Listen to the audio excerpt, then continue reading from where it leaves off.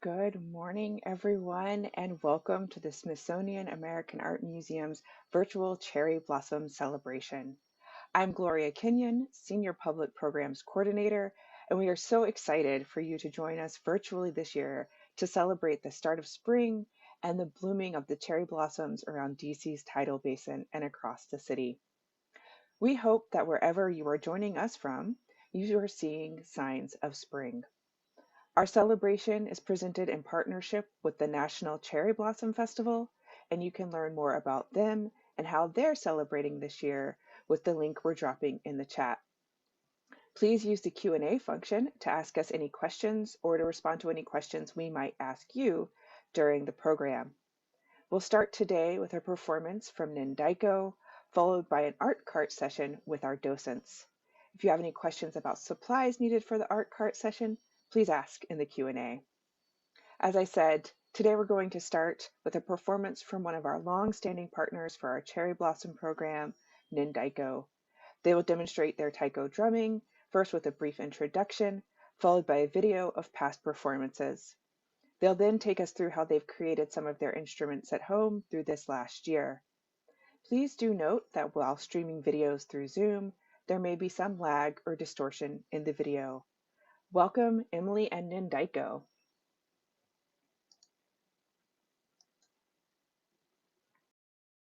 Ensemble of Ekoji Buddhist Temple located at Fairfax Station, Virginia. So we're pleased to start today's presentation with a medley of different clips of our song, one of our favorite songs, Mannin Onrei, to give you a sense of what our performance looked like before March of 2020. Taiko is a truly important part of our lives, and we really enjoy playing together. And for the past year, we've really been apart, so we had to experiment with different ways to play taiko together. As some of you may know, it's difficult for musicians to practice together because of the lag on Zoom. When we hit the drum, we really want it to sound like one sound, one big drum. And as you will see in our video, our songs involve a lot of movement, energy, and interaction, and what we call kiai.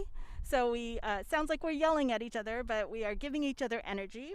And we've not been able to do much of that this past year. So after the video, we're going to show you some of our instruments and our homemade instruments so you can see how we've adapted over the year. Please enjoy Mannin Onrei.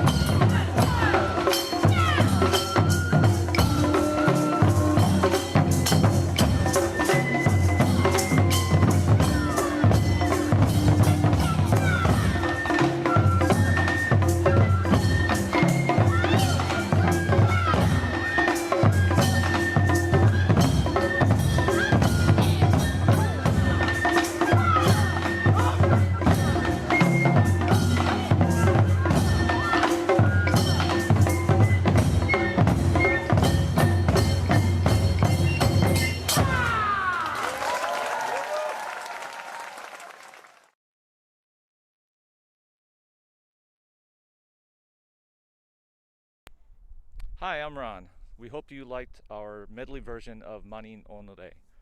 So one of the things that we had to do over the past year is we had to improvise and we had to make homemade versions of our actual instruments for home use. So we're going to have a few of our members demonstrate and discuss some of the actual instruments that you saw in our video, as well as the demonstration versions that we made at home. So let's start with our drums, or taiko. So this drum here that Lee is going to demonstrate, this is a Nen Daiko. This is a practice drum made out of a trash can. And go ahead, Leah. Awesome, thanks. So this drum here, this is our actual drum. This is a Chu Daiko. It's a medium-sized drum, and our group made this out of a wine barrel.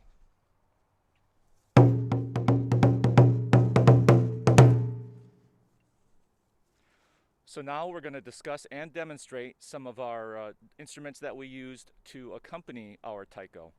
And the first instrument is a fue. Maya's going to demonstrate this. This is an actual instrument, not a practice one. Take it away, Maya. Hi everyone, I'm Maya. In the video, I'm playing something that looked like a flute. So this is a fue. A fue is a blown instrument. So yes, it is a type of flute. It's made of smoked shinodake bamboo that's wrapped in rattan, and it can come in a few different sizes, which give tones from a high shrill to a lower, thicker tone. It typically has 4 to 7 holes, and traditionally it plays an Eastern scale of music, but it can come in a version that plays a Western scale that most of you are familiar with.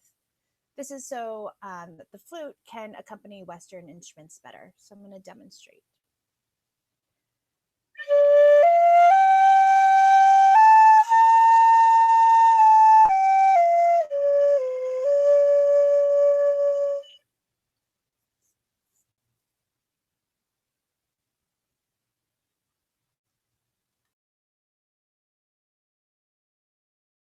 Performance video. But we are going. Oh, okay. Sorry, I'm Leah. I'm going to talk about an instrument that was not in our performance video, but which we are adding to our repertoire.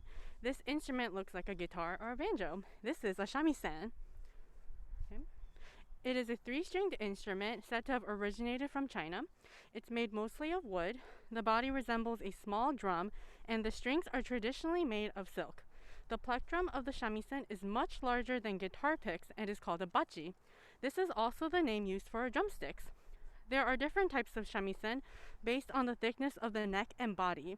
The type that typically accompanies taiko pieces is the largest, known as tsugaru shamisen. Striking the body with the bachi creates a loud slapping sound while playing notes, gives it a more percussive quality. Jeff will now demonstrate what the shamisen sounds like.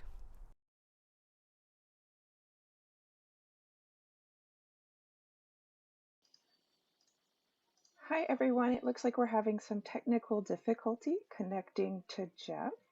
So while we get his camera back online, Nen Daiko friends, can you demonstrate some of your other instruments that we've had or you've created while you've been at home this year, please?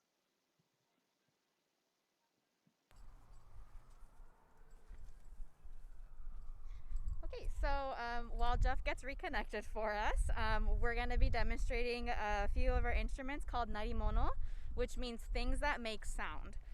So there are many instruments that we can consider narimono, and one narimono we play is called chappa. So chappa is similar to hand cymbals and are one of the metal instruments we use to add a bright sound and energy to our songs. Chappa are usually about the size of a small plate with handles and have different sounds depending on the style of chappa. Although Emily's homemade version of the chappa doesn't make the same sound, she used travel mug lids to mimic the motion we used to play chappa. So Emily will now demonstrate her homemade version and the real version.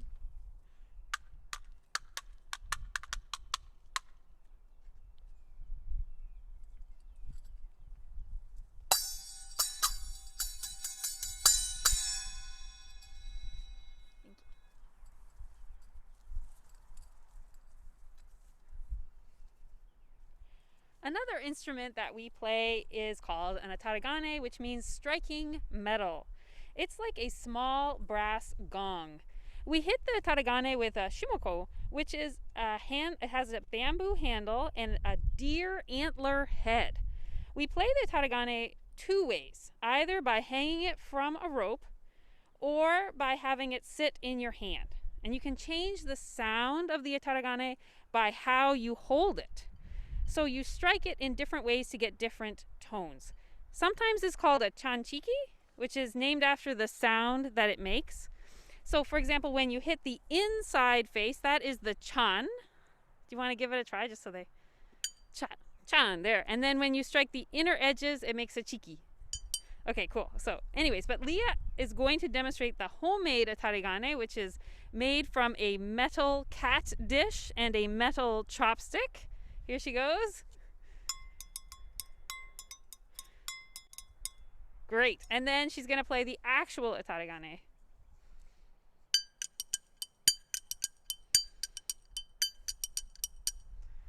Cool.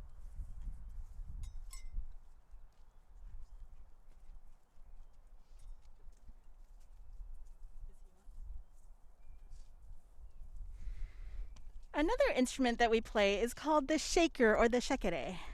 The shekere is a West African percussion instrument made from a large gourd covered in a net of cord and glass beads. You can get a few different sounds out of them using big push-pull motions, quick twitches, or twisting motions. We use shekere in our performances for many of our festival-style pieces. This instrument allows us to generate a lot of energy for the crowd, especially with big arm movements. Using a shekere may look easy, but it's a real workout. Carla made her homemade version from a plastic jar filled with beans, and she will demonstrate her homemade version and the real shekere.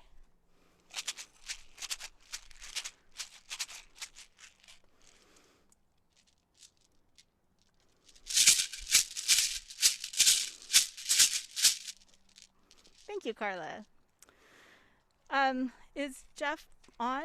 Okay, so we're going to go to Jeff now so he can demonstrate the shamisen for you. Hi, apologies for the technical difficulties. Here is my shamisen.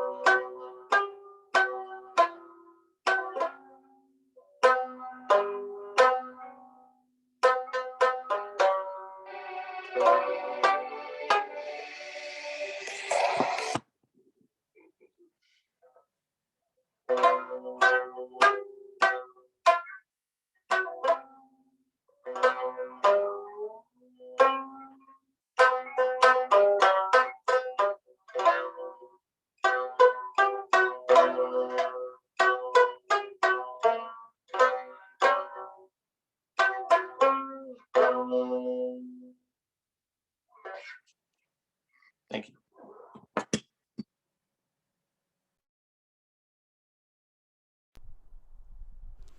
Thank you, Jeff. So that's a real treat for us because we haven't been able to incorporate shamisen into our performances yet, but we really hope to do that soon.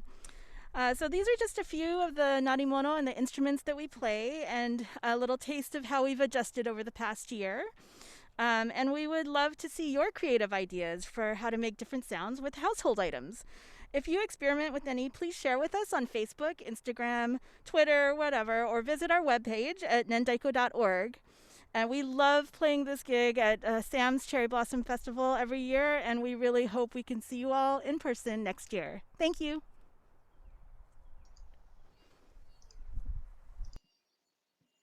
Thank you, Emily. Thank you, Maya. And thank you, Jeff, so much for sharing your music with us, your homemade instruments. We too enjoy having you join us in person for our program on the plaza and in our courtyard. And we look forward to doing that again soon. Um, so thank you so much to Nen Daiko for once again celebrating the Cherry Blossom Festival with us. I am so excited now to introduce you to three of our fantastic SAAM docents who are going to lead us through an art cart demonstration here at home. Please welcome Gargi, Sylvia, and Carol. They're going to walk us through a a close looking exercise with some of the artworks in our collection, and then walk us through how to do some of that work in our own home. So welcome, folks, and give me just a moment. I'll share the PowerPoint and we can get started.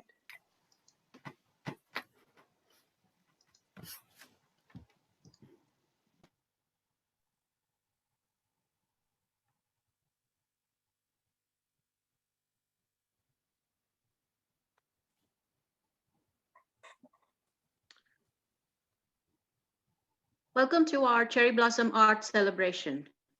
My name is Gargi, and with me I have Sylvia and Carol. We are SAAM docents, art card docents from SAAM. Today we are going to look at two works of art from the SAAM collection, and following that make some art. Can I have the first slide, please? Take a few seconds and slowly look at this piece. What catches your eye?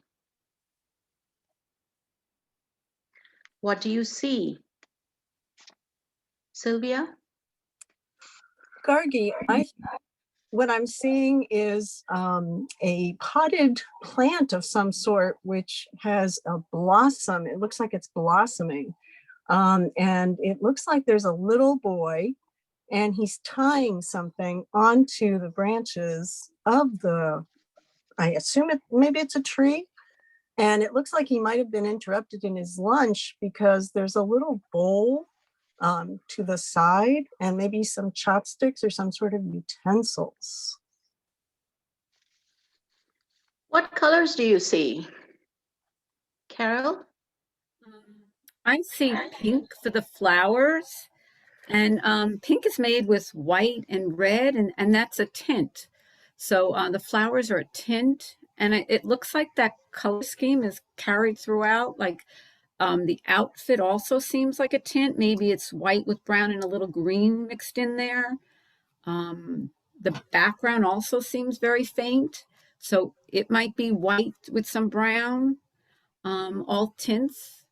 Then I see a real change, a contrast, like the flower pot looks like it's a dark brown and the branch looks like a dark brown. This, for me, it seems like a real contrast from the soft pastel colors and the tints of the flowers and the outfit in the background. This piece is called The Spring Poem, and it is an etching. Before I tell you a little bit more about the artist, Carol will show us an etching plate and how it is used. Carol? Okay. This is an etching plate, and it's made of metal, and the artist carves the plate with a sharp pointed tool. Then the ink is applied over the whole plate, and it goes through the printing press. You can produce many of the same image from this one plate by re-inking it and putting it through the press again. That's an advantage of printmaking, is that you can make many of the same image. The Spring Poem is a color etching on paper. It measures 8.5 by 8 and was made by Helen Hyde in 1906. Helen was born in Lima, New York in 1868. She was an American etcher and engraver, best known for her color etching process and wood block printing. Helen studied art at Wellesley College and subsequently went to Europe to continue her education. She was introduced to Japanese art by her teacher, who had a vast collection. Helen Hyde also studied with Mary Cassatt, an American Impressionist painter, well known for her portraits of women and children. In 1899, Helen moved to Japan, where she studied Japanese woodblock technique. Helen returned to California in 1914. Throughout her career, Helen promoted an understanding of universal love of family and children. A spring poem features cherry blossoms, which are a symbolic flower of spring, a time of renewal. Cherry blossoms represent the fleeting nature of life. Japanese call cherry blossoms sakura. In Japan, the season is celebrated with friends and family in the company of these beautiful pink and white blossoms. The celebration is called Hanami and has been an annual event in Japan for hundreds of years. People from all walks of life gather together and celebrate. Hanami dates back centuries when elegantly dressed aristocrats, inspired by the blossoms, composed waka poems on vertical strips of paper, mostly written in calligraphy. These poems had 31 syllables. These vertical strips of paper were then tied to the tree branches. In a spring poem, the young boy continues this tradition. Sylvia will now take us through looking at another work. Sylvia? Thank you, Gargi. Could I have the next slide, please? So again, we're going to take a slow look at this piece, and your eye's going to wander around it, and you're going to notice certain things. You might notice lines, you might notice color, you might notice shapes. What's your eye drawn to? What do you see? Gargi, do you have any observations that you'd like to share with us? Well, I see organic shapes like ovals and circles that represent the petals of a cherry blossom hanging off of branches. And in the background, I see the silhouette of the Washington Monument. That's wonderful. Gloria, do we have any observations in the chat? I am not seeing any. Okay, But just wanted to make sure we weren't leaving people out. no, but folks are free to share their observations in the Q&A. And yeah, we'd love to hear from you. Okay, well, we'll continue then if that's okay. Yep, go ahead. So the next thing I'd like to ask is, do you see any color in this piece, or what colors do you see? And again, take a second. And if you'd like to respond, we'd love to hear from you. Otherwise, I'm going to ask Carol, when she's ready, if she'd like to tell us what she sees. Yes. There is no color. I just see black images on a white paper. And it makes me think, I know that traditional brush painting uses black ink. Maybe the artist was influenced by this. Gloria, were there some observations? We did. I was going to say, Erin also noticed that it is black and white. Ah, thank you, Erin, for that observation. That is true. It is black and white. And the artist of this piece chose to do that on purpose. And as Carol said, sometimes when there is color, it can tell you what time of day it is, what the weather might be, what season it is. But here, the only clue we really have are the blossoms on the tree. So if it were blue, you might say, oh, it's a wonderful day. If it's gray, it might be a cloudy day. And if it were in many colors, maybe you would think it was sunrise or sunset. But again, this artist chose not to use color because he believes strongly in the power of black and white. So, can I jump in with a few more observations? Course, folks are starting to say, a couple of people note that they see some red down in the corner. And then someone noticed they see very stark dark branches, which I think is related to you talking about the artist sense of the powerfulness of the contrast. That's wonderful. Thank you for those observations. Can I add on, Carol would like to add on, the red that they're seeing is called the chop, and it's usually the artist's signature, and it is an important element in any of art making. For okay. And he's also, if you've noticed, it does also have a pencil signature, as well as the year down below and the title of the piece. So could I have the next slide, Gloria?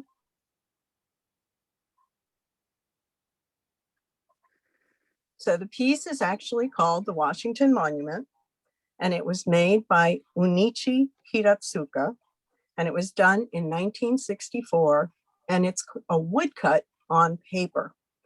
And Unichi Hiratsuka is a very interesting artist. You might guess from his name that he is Japanese, but he spent a lot of time here in the United States. And one of the things that he felt very strongly about was the use of black and white. And he said, by working in black and white, I am emphasizing the ink in traditional Japanese painting.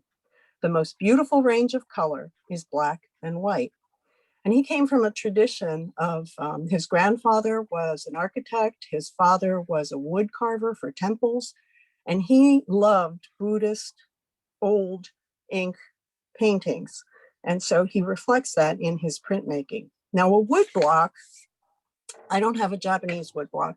I have Indian wood blocks that are used for printing on cloth. And so what happens is you have a block of wood, and an artist will draw on the block of wood what he or she would like printed. And then a wood carver takes a tool and carves out everything that the artist does not want printed. And then ink or dye for cloth is put onto the block, and these are hand printed onto the paper or the cloth. This one might show you a little bit better what has been, this one has more area that will be printed and less that was carved out. So in traditional Japanese wood blocks, there was a whole crew of people who made the Japanese wood blocks. There was the person who designed it. There was the carver, because it took a special skill. It's not easy to do. And then there was the printer who printed in black and white, but also added color to the print. Now, Unichi Hiratsuka belonged to a rebel group of printmakers in the early 20th century, and they were called the Susaka Hanga movement, which meant the creative print movement. And these printmakers decided to take on the whole process themselves. So they designed it, they cut it, and they printed it. And he was one of the masters of this movement. But he was a rebel within that movement because he did not use color. And so he taught the skill to many artists and was very well known for his teaching as well as his artwork. He lived in Japan until he was into his 60s. And at that time, his daughter had moved to the United States, to Washington, D.C., and he wanted to be near her. So he moved here. And while he was here, he did many woodblocks of local areas. You'll see scenes from Georgetown or around the monuments, etc. He was commissioned by 3 presidents of the United States to actually make woodblocks of famous national landmarks. So the Lincoln Memorial, the Library of Congress, and the Washington Monument. In 1994, he did go back to Japan in the early 1990s, and unfortunately died when he was 102 in 1994. And he was so well regarded as a printmaker. He received many awards, but in Japan, there's a museum that carries his name, and that is dedicated to his art and printmaking in general. So can I have the next slide, please? So we've looked at 2 works. They have some similarities and they have some differences. What do you see that's similar in both pieces? And Gloria, if we have any observations, I'd love to hear them. Otherwise, I'll ask my colleagues.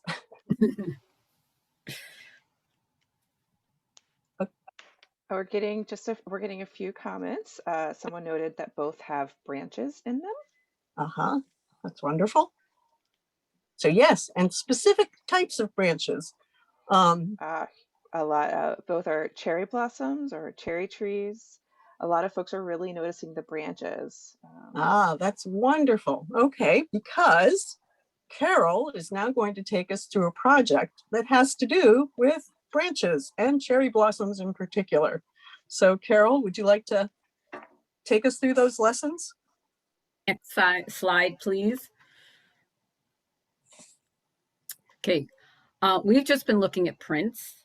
So we are now going to create one. I will show you how to make one, but my friends will show you some alternatives that you can make. So I'm just going to read the materials right now, and it shows the samples. The materials you're going to need are paper or cardboard as backing to print cherry blossom flowers. So you can maybe need a branch, a stick or rolled paper, paper towel, napkin or squares of toilet paper to make cherry blossom flowers. For color, you can use your watercolors or poster paint or temper paint or ink, and we need a brush. So you can see the samples in the photo there, a printed sample and my watercolors and the papers and the branch. So on to next, just would the slideshow be taken off so that we can show you how we're going to do the craft.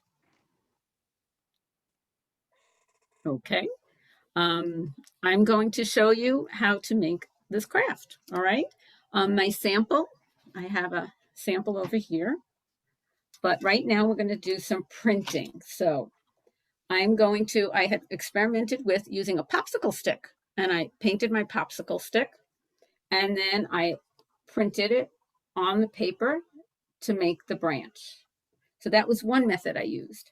But now I'm going to use and demonstrate using a branch. So I broke off a piece of a branch, and you want to try and get it a flat side as best you can.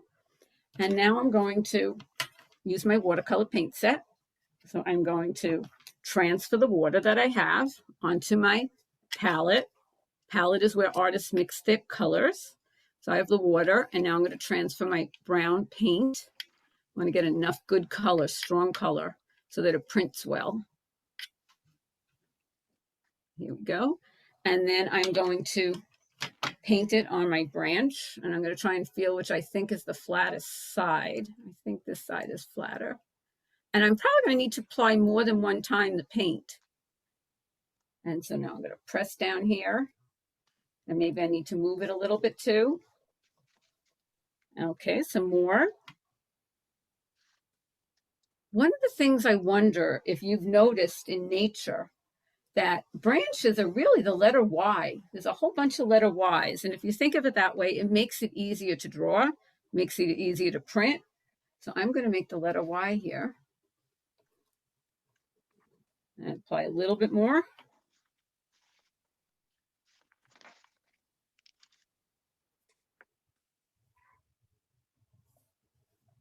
And I think that's enough. And that's my branch using printing with a branch. Now I'm ready to try and do the flower. So I have here some pieces of toilet paper, some paper towel. So I'm just going to tear a piece of paper towel and crumble it up into a ball.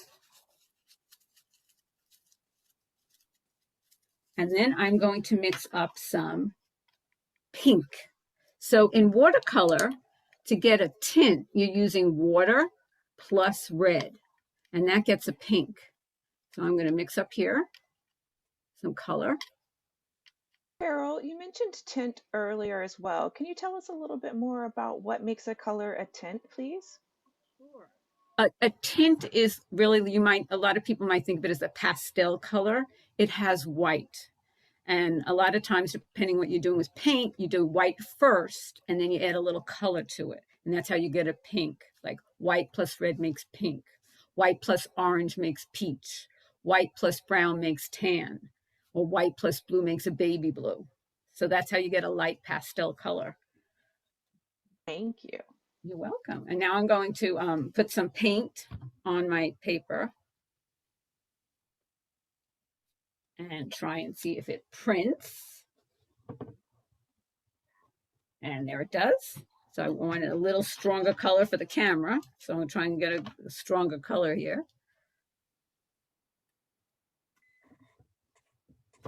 Yeah, there we go. And then I can just repeat the process, doing as many flowers or cherry blossoms that you want.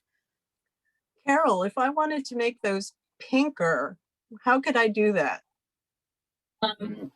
Well, since mine's watercolor, probably I'm a traditionalist and don't use white, but you can use white and add red to it. So I'm just going to make a stronger color here, more of the red to make it stronger. So here it's coming in a little darker now because I went a little bit darker. And I just personally love pink cherry blossoms. So, and that could be my branch, and that's my printing. And now, Sylvia, you're going to show also another technique.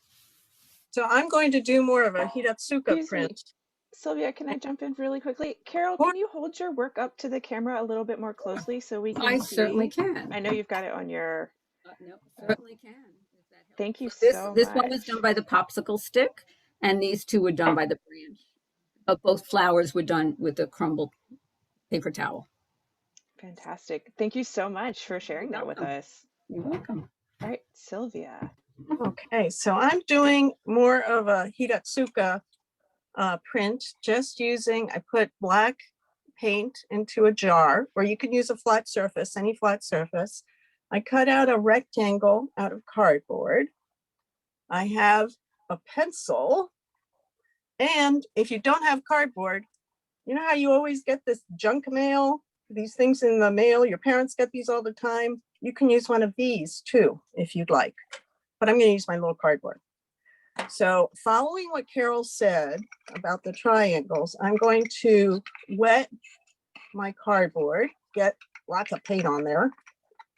And I've already started one. Can you see that? So I'm going to add my cardboard to the print to add a branch. And I can use the short side add another branch. I want to make sure it goes in the right direction. Okay, so I've added another branch. And then using the eraser of my pencil, I'm going to also dip it in. And cherry blossoms have 5 petals. So I'm trying to do this backwards. You can use the eraser to create the 5 petals. That's kind of an awkward looking one, but you can keep going and add more branches and more flower petals to create a black and white cherry blossom branch. And Gargi, I think you had a different approach. Yes. And before we move to Gargi, sorry to interrupt. Oh, no we problem. have a question. Someone asked, how do you make the various shapes of flowers? And I think that might be for you, Carol. If you could talk a little bit more about how you shape your paper to do that printing for us, please. Could be the size of the paper you tear. Like if you tear a small piece, it's going to be a smaller flower to print.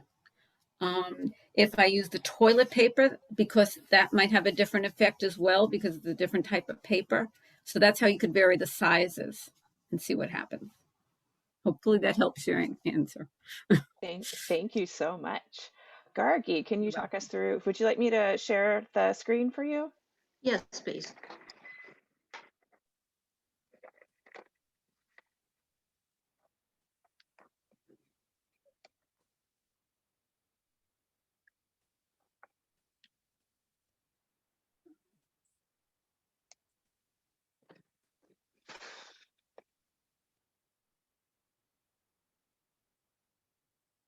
So I have, is the screen being shared? Yes, whenever you're ready. Okay. So I decided to do little bookmarks. I always have strips of paper left over, watercolor paper, or any kind of thick paper left over from the artwork that I'm constantly working on. So I just cut out a little strip And I have actually used a tool. It's a paper punch, but it actually punches out little flowers. So I've punched out little flowers.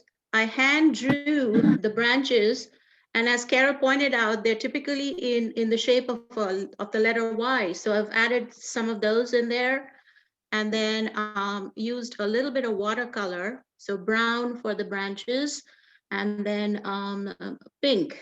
Now, when we spoke of the tint and the colors that we were using, I have used rose, permanent rose as an option. It's a watercolor, and it works quite nicely in terms of the color of the true color of the cherry blossoms.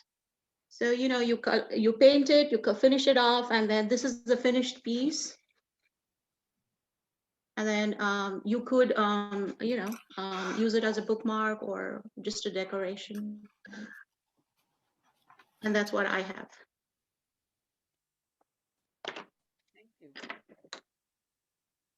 Okay, now we're ready for the next slide, which is how to create the cherry blossom on the branch. So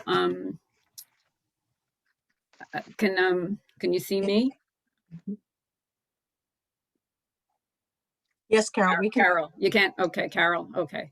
All right, so here's a sample. And now what I'm going to do is now we're going to use our branch or twisted paper and paint in a different way. And I'm going to be using glue in my technique.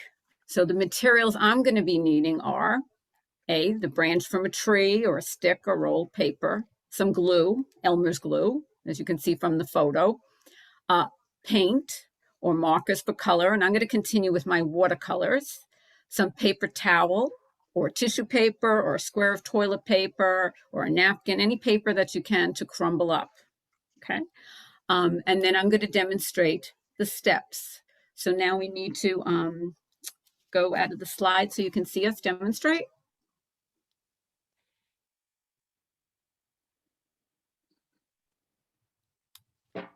Okay, and now I'm going to demonstrate. So I have already glued my branch on a piece of cardboard. One of the things with cardboards, if you don't have at home, is you can always use one of your cereal boxes when you finish. That could be something you could use. I have some cardboard here. It looks like even an old sketchbook, the back of a sketchbook I'm using too. And I've already glued my branch. And now I am ready to make some flowers. So I'm going to tear out some paper towels. And I have no set way of the way I'm tearing it. And I'm going to crumble it. And one of the things I've done is I've now transferred some of my Elmer's glue into like some bottle caps here, just to make it a little easier, because I sometimes find it very frustrating with the glue. And I'm going to use a popsicle stick. So I'm going to now kind of glue these together. And your hands might get a little messy, which is okay. That's art. That's the fun part. Okay, so I'm going to kind of crumble it together. And since I like the pink cherry blossoms again, I am now going to do the same thing again with my paints. I'm going to transfer the water to my palette where artists make their paint, mix their colors, and transfer the red, because white plus red makes a pink. And I'm now going to paint it. I could paint it on there if I wanted, but I'm just going to show you now painting it here. And I'm going to make sure there's some glue at the back so that it sticks to my cardboard. And I'm just going to put another flower. And this one's a little smaller than the other ones. So I have a nice little cluster here because I had started it already. I'm going to do another one. Let me try the toilet paper because I hadn't done that. I'm going to crumble that one up and add my glue again with the popsicle stick. I just found it a little bit less messy doing that than all my hands.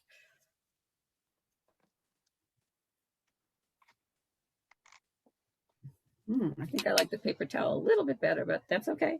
And now I'm going to add some red paint that I already mixed already.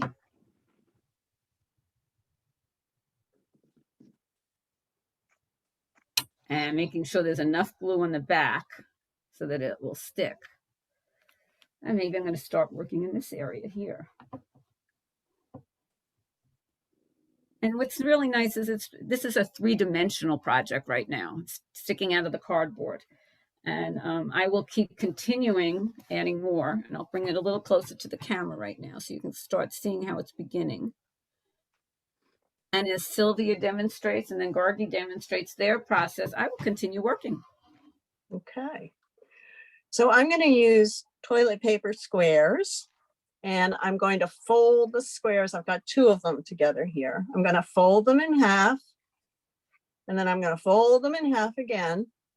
And where all the folds come together at this point, I'm going to hold it. And now I can either cut a quarter circle, or if you don't know how to cut a quarter circle, you can just cut across from one point to the other. And I've got a highlighter, but you can use any marker. And since cherry blossoms are pink, I've got a pink highlighter. Pink marker would work well. And all I'm going to do is I'm going to just add color. Just keep putting the highlighter on there, not doing it in a very neat way, but I just want to add some color to it. I hope you can see that. So I don't know if you can see the pink, unfortunately, but it's there. And then I'm going to take the tip and I'm going to twist it. Just from where I was working, I'm just going to take it and twist it. And then I'm going to add it to my branch. So I would add it with some glue, just like Carol did. And I would add it with glue onto the branch. And so this is what my cherry blossom branch looks like. And you can do all sorts of things with these. You could make a mobile if you put some string on here. You could hang it like a branch would hang. You could, well, Gargi's going to show us another way. So I wanted to do an Ikebana arrangement. So I've used a piece of driftwood and some found branches in my yard, and I've glued on those little pieces, those pesky little flowers that I cut out with my flower punch. I dab a little bit of paint onto it. So I'm going to show you, I already have one that I've started. So that's the branch, and I have 2 little flowers on them.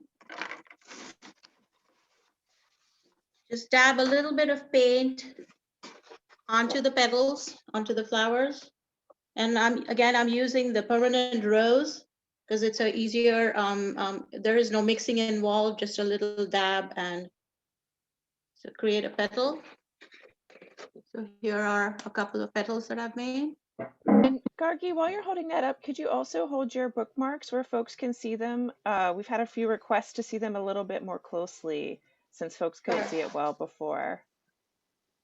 Sure. Thank you so much.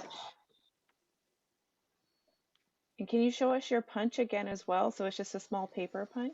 Yes. It's an e-tool. It's easily available online. It's a paper source product, but I'm sure you can find it in any arts and crafts store. So you would just basically take a piece of paper, slide it into the punch like so, and it punches out. So I'm showing you the back of it now. And there, the petals went flying all over the place, but it basically punches out. So it kind of reduces the time. It's an easier, it's almost like cheating, but it's okay.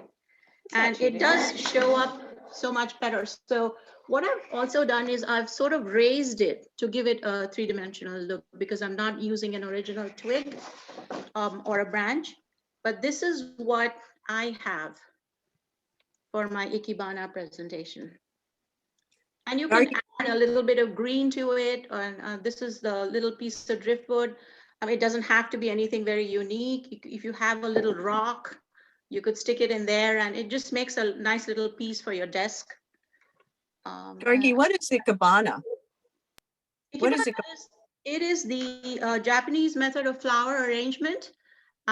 Typically they come, they have these little vases which has what's called a frog inside. So it's a little thing that has teeth in it, and and so the arrangement is usually done like other flower arrangements in several layers.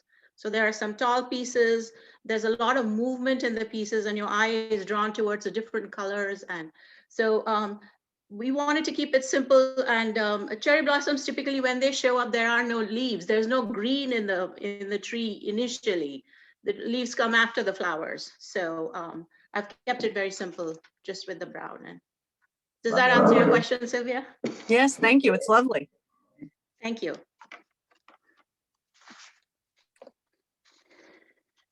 So Gloria, do we have questions about the projects that maybe we need to address? I don't see many questions. A lot of, I do have a great compliment that it's great to see you working together and giving different viewpoints and see you do the same craft in different ways. It's very creative, and they look beautiful. A lot of folks are really excited to see what you all are doing. Thank you. Are there any? Thank you. Are there any other questions from the audience? Please drop them in the Q&A. Otherwise, I think we may wrap up our fantastic program today and let y'all get to crafting. We do have, what is the blossom puncher called? Could you tell us that again, Gargi? It's a eek tool. It looks like this. That's the front of it. So it's got a little silver flower. All blossoms are organic shapes. Flowers are organic shapes, and they typically have 5 petals. So I think using that concept, they came up with it, and that's the back of it. So it's basically a little punch. And you get a whole variety of eek tools. They have leaves, they have other flowers, they have larger things, they have hearts, they have all kinds of things. So I had this in my collection, and I prefer to use it as opposed to, I mean, it's easy enough to draw a cherry blossom, but this seemed like I wanted to get that 3-dimensional effect. So, it's a little raised, and it just gives it a little point of interest, more so than a flat 1-dimensional presentation. Thank you. Well, and thank you, Sylvia and Gargi and Carol. Thank you to our friends from Nen Daiko. Thank you to all the behind the scenes folks who have helped answer questions and share information in the chat. We are so delighted to you, our audience. Thank you for joining us today to celebrate cherry blossoms and the beginning of spring here in the DC region. It's a joy for me to be able to join you all through the computer. Where if you want more cherry blossom content from the Smithsonian American Art Museum, there are still some spaces left in our Art and Me Cherry Blossom Edition. It's a joint program between our Lunder Conservation Center and the Freer and Sackler Museum of Asian Art. You can register for that in the link we just dropped in the chat. You can also check out more cherry blossom activities, including more crafts, coloring pages, a spring scavenger hunt, and videos from community partners on our Family Zone. Thank you all so much for joining us. Have a wonderful Saturday and happy spring. Thank you. Thank you so much, Gloria. Bye. Thank you. Thank you. Bye. Goodbye. Bye.